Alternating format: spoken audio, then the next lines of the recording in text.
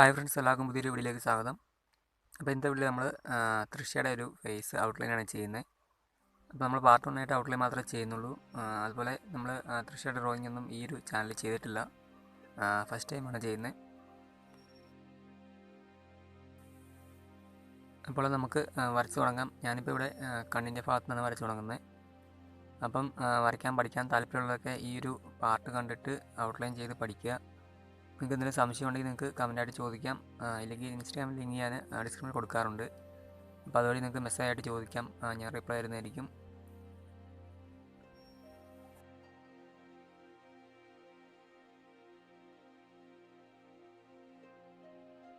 പിന്നെ ഇവിടെ ഞാൻ ഉപയോഗിച്ചിരിക്കുന്ന പെൻസിൽ ആർട്ട്ലൈൻ്റെ 2B പെൻസിൽ ഉപയോഗിച്ചാണ് ഔട്ട്ലൈൻ ചെയ്യുന്നത്.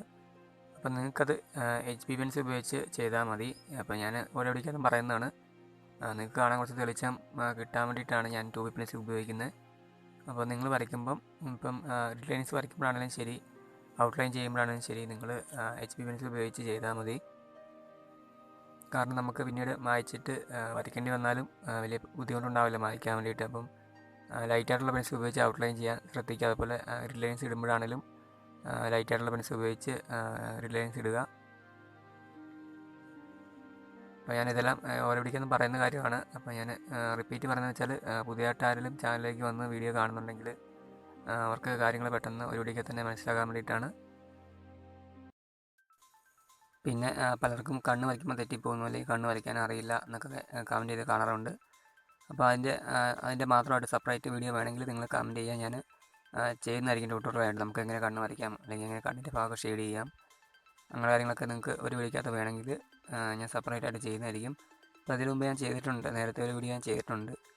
അപ്പോൾ ആ വീഡിയോ കണ്ടിട്ട് നിങ്ങൾക്ക് മനസ്സിലായില്ലെങ്കിൽ ഒന്ന് കമൻറ്റ് ചെയ്താൽ മതി, ഞാൻ വീണ്ടും ഒരു വീഡിയോ ചെയ്യുന്നതായിരിക്കും.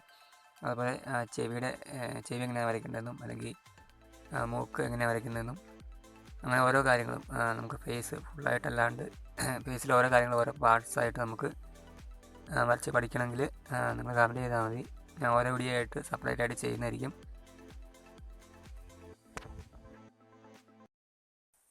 പിന്നെ നേരത്തെ പറഞ്ഞാൽ കുറച്ച് ദിവസമായിട്ട് നമ്മുടെ ചാനലിൽ വീഡിയോസ് അങ്ങനെ ഇടുന്നില്ലായിരുന്നു. എനിക്ക് പനിയായിട്ടിരിക്കുമായിരുന്നു.